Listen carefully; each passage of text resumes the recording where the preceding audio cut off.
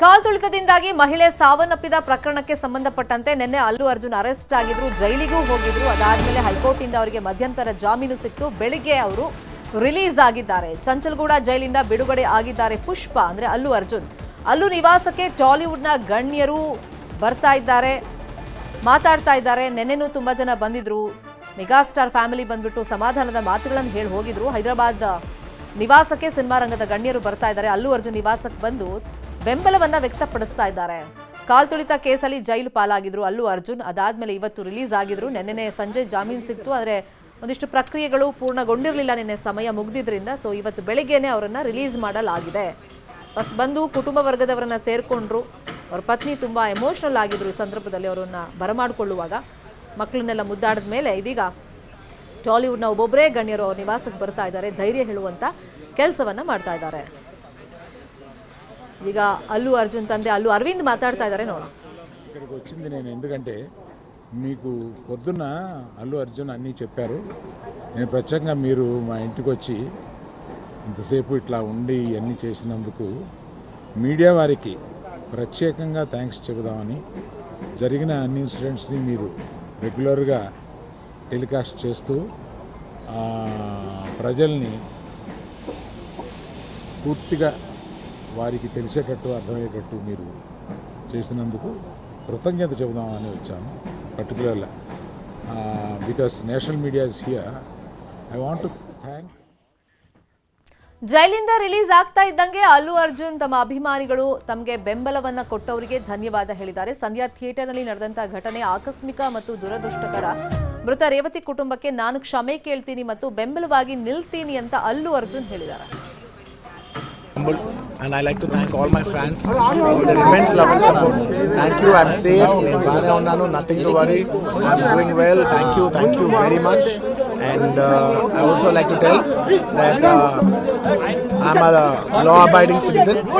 I respect the law, and I will cooperate with them, and I'll do the needful. And very importantly, I would like to give my condolences once again to the family. It is very, very unfortunate that we went to watch a film and there was an accident, that is totally unintentional. I'd like to thank everybody from all over for all your love and support. Thank you so much. I'm genuinely touched by everybody's love from all over the country and everywhere, from all the industries, all the people, all the states. Thank you so much for all the love, and especially my fans. Thank you, Andy. Thank you. I love you, my fans. Thank you so much for your unconditional love and support. And of course, I cannot finish it without saying the thanks to the media. Thank you so much. I like to thank the entire media for all your love and support. Thank you, Ante. I just wanted to say thank you.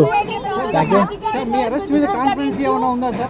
Me arrest with a conference. We're extremely sorry for the family, and I will personally be there to support them in whatever way possible.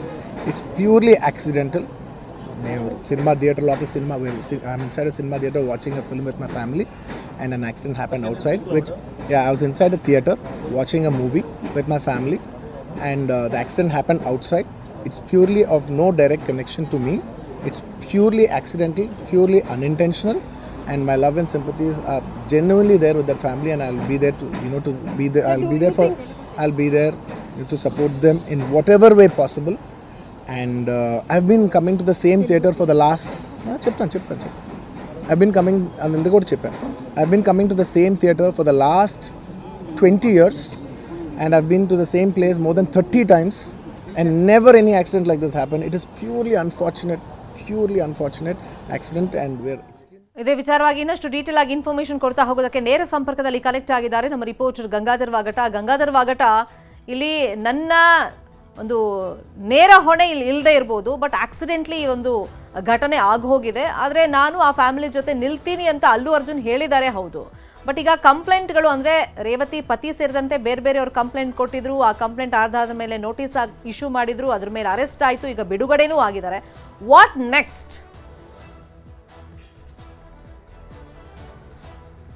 Shamita Shetty ಪ್ರಮುಖವಾಗಿ ಇವತ್ತು 6:30ಕ್ಕೆ ಚಂಚಲಗೂಡು ಜೈಲಿನಿಂದ ನಟ Allu Arjun release ಆಗಿರುವಂತದ್ದು. Release ಆದಂತಹ ಬೆನ್ನಲ್ಲೇ ನೇರವಾಗಿ ಅವರ ಮನೆಗೆ ಹೋಗುವಂತಹ ಸಂದರ್ಭದಲ್ಲಿ ಅವರು ಮಾಧ್ಯಮಗಳಿಗೆ ಕೂಡ ಒಂದು ಪ್ರತಿಕ್ರಿಯೆಯನ್ನ ಕೊಟ್ಟಿರುವಂತದ್ದು. ಅಂದ್ರೆ ಇದೊಂದು ಆಕಸ್ಮಿಕ ಘಟನೆ, ಇದು ಆದ್ರೆ ಆ ಸಂದರ್ಭದಲ್ಲಿ ಈ ರೀತಿ ಆಕ್ಸಿಡೆಂಟಲ್ ಆಗಿ ಈ ಒಂದು ಕೆಲಸ ಆಗಿರುವಂತದ್ದು. ಆದ್ರೆ ಮೃತ ರೇವತಿ ಅವರ ಕುಟುಂಬಕ್ಕೆ ನಾನು ಬೆಂಬಲವಾಗಿ ನಿಲ್ತೀನಿ, ಅವ್ರಿಗೆ ಏನೇ ಸಮಸ್ಯೆ ಇದ್ರೂ ಕೂಡ ನಾನು ಜೊತೆಯಾಗಿರ್ತೀನಿ ಅನ್ನೋ ರೀತಿಯಲ್ಲಿ ಕೂಡ ಅವರು ಹೇಳಿದ್ದಾರೆ. ಮತ್ತೆ ಈ ಘಟನೆಗೆ ಸಂಬಂಧಪಟ್ಟಂತೆ ಕೂಡ ಅವರು ಹೆಚ್ಚಾಗಿ ನೆಗೆಟಿವ್ ಕೂಡ ಅಲ್ಲು ಅರ್ಜುನ್ ಮಾತನಾಡಿಲ್ಲ. ಆದ್ರೆ ಈ ಒಂದು ಸಂಬಂಧಪಟ್ಟಂತೆ ಎಲ್ಲರೂ ಕೂಡ ಬೆಂಬಲವಾಗಿ ನಿಂತಿದ್ರೆ ಎಲ್ಲರಿಗೂ ಕೂಡ ಅವರಿಗೆ ನಾನು ಧನ್ಯವಾದ ಅರ್ಪಿಸ್ತೇನೆ ಅಂತ ಹೇಳಿ ಆ ಬಗ್ಗೆ ಒಂದು ಪಾಸಿಟಿವ್ ಇದರಲ್ಲಿ ಅಲ್ಲು ಅರ್ಜುನ್ ಕೂಡ ಮಾತನಾಡಿರುವಂತದ್ದು. ಜೊತೆಗೆ ನಿನ್ನೆ ಈ ಒಂದು ಘಟನೆ ಅಂದ್ರೆ ನಿನ್ನೆ ಮತ್ತು ಇವತ್ತಿನ ಒಂದೇ ಕೇವಲ 24 ಗಂಟೆಯಲ್ಲಿ ಅರೆಸ್ಟ್ ಆಗುವಂತದ್ದು ಆಗಿರ್ಬೋದು, ಅಥವಾ ಅವರು 14 ದಿನ ಜೈಸಿ ಆಗುವಂತದ್ದು, ಮತ್ತೆ ಹೈಕೋರ್ಟ್ ಇಂದ ಮಧ್ಯಂತರ 4 ವಾರಗಳ ಜಾಮೀನು ಪಡ್ಕೊಳ್ಳುವಂತ ಒಂದು ಪ್ರಕ್ರಿಯೆ ಏನಿದೆ, ಈ ಒಂದು ವಿಚಾರಕ್ಕೆ ಸಂಬಂಧಪಟ್ಟಂತೆ ಇಡೀ ಒಂದು ಅಂದ್ರೆ ಆಂಧ್ರ ಪ್ರದೇಶ ಆಗಿರ್ಬೋದು, ತೆಲಂಗಾಣದ ರಾಜಕೀಯ ವಲಯ ಆಗಿರ್ಬೋದು, ಮತ್ತೊಂದು ಕಡೆ ಅವರ ರಾಜಕೀಯ ಸಿನಿರಂಗದ ಕೂಡ ಸಾಕಷ್ಟು ಚರ್ಚೆಗಳಾಗ್ತಾ ಇರುವಂತದ್ದು. ಈ ಸಂದರ್ಭದಲ್ಲಿ ಇಡೀ ಎಲ್ಲಾ ಚಿತ್ರರಂಗದ ಗಣ್ಯರೆಲ್ಲರೂ ಕೂಡ ಹೋಗಿ ಆ ಒಂದು ಸಂದರ್ಭಕ್ಕೆ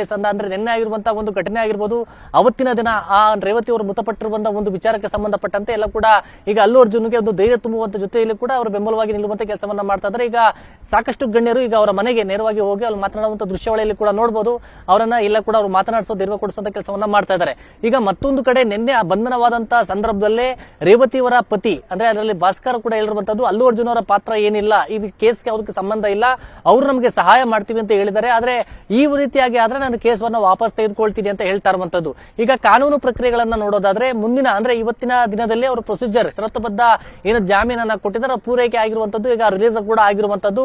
ಈಗ ಭಾಸ್ಕರ್ ಆಗಿರ್ಬೋದು ಅವ್ರ ಕಂಪ್ಲೇಂಟ್ ವಿಚಾರಕ್ಕೆ ಸಂಬಂಧಪಟ್ಟಂತೆ ಏನು ಒಂದು ಅಂದ್ರೆ ಇದೆಲ್ಲ ಕೂಡ ಕೋರ್ಟ್ ಬೆಲೆಬಲ್ ಸೆಕ್ಷನ್ ಕೂಡ ಆಗಿರುವಂತದ್ದು. ಆದ್ರೆ ಇಲ್ಲಿ ನೇರವಾಗಿ ಅಲ್ಲು ಅರ್ಜುನ್ ಒಂದು ಕಡೆ ಹೇಳ್ತಾ ಇರುವಂತದ್ದು ಒಂದು ಲೆಟರ್ ಅನ್ನ ಅಂದ್ರೆ ಥಿಯೇಟರ್ಗೆ ಅಲ್ಲು ಅರ್ಜುನ್ ಅವತ್ತು ಬರ್ತಾರೆ, ಮತ್ತೆ ಬರೋದ್ರಿಂದ ಸೆಕ್ಯೂರಿಟಿ ಕೊಡಬೇಕು ಅಂತೇಳಿ ಥಿಯೇಟರ್ ಅವರು ಅಲ್ಲಿ ಸ್ಥಳೀಯ ಪೊಲೀಸರಿಗೆ ಅವರು ಏನೋ ಒಂದು ಲೆಟರ್ ಕೊಟ್ಟಿರುವಂತದ್ದು ಕೂಡ ಈಗ ವೈರಲ್ ಆಗ್ತಾ ಇದೆ. ಲೆಟರ್ ಕೊಟ್ಟಿದ್ರು ಕೂಡ ಅಲ್ಲಿ ಪೊಲೀಸರ ಭದ್ರತೆ ಕೈಗೊಂಡಿಲ್ಲ ಅನ್ನೋದು ಅವರ ಮೇಲೆ ಒಂದು ಆರೋಪ ಕೂಡ ಇರುವಂತದ್ದು. ಈ ವಿಚಾರಕ್ಕೆ ಸಂಬಂಧಪಟ್ಟಂತೆ ಕೋರ್ಟ್ ಅಲ್ಲಿ ಒಂದು ಪಿಟಿಷನ್ ಹಾಕುವಂತ ನಿಟ್ಟಿನಲ್ಲಿ ಈಗ ಏನು ಅಲ್ಲು ಅರ್ಜುನ್ ಫ್ಯಾಮಿಲಿ ಆಗಿರ್ಬೋದು, ಜೊತೆಗೆ ಥಿಯೇಟರ್ ಅವ್ರ ಮ್ಯಾನೇಜ್ಮೆಂಟ್ ಅವ್ರ ಕಡೆಯಿಂದಲೂ ಕೂಡ ಒಂದು ಪಿಟಿಷನ್ ಹಾಕುವಂತ ನಿಟ್ಟಿನಲ್ಲಿ ಅವರು ಸಿದ್ಧತೆಯನ್ನ ಮಾಡ್ಕೊಂಡಿದ್ದಾರೆ ಅಂತ ಹೇಳಲಾಗ್ತಾ ಇರುವಂತದ್ದು. ಅದೇ ಒಟ್ಟಾರೆ ಯಾವ ದೊಡ್ಡ ಈ ಪ್ರಕರಣ ಪಡ್ಕೊಳ್ಳುತ್ತೆ ಕಾದ್ ನೋಡೋಣ.